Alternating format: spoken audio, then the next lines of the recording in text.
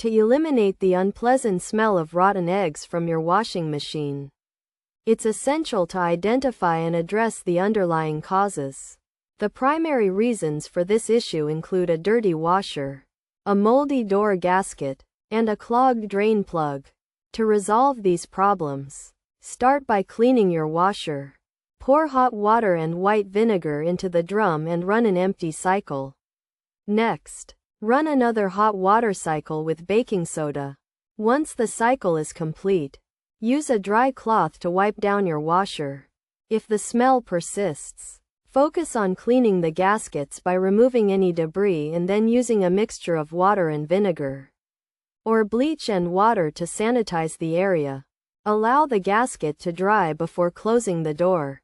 As a final step, clean the drain plug by washing the surrounding area with hot soapy water. By following these steps, you should be able to eliminate the rotten egg smell from your washing machine.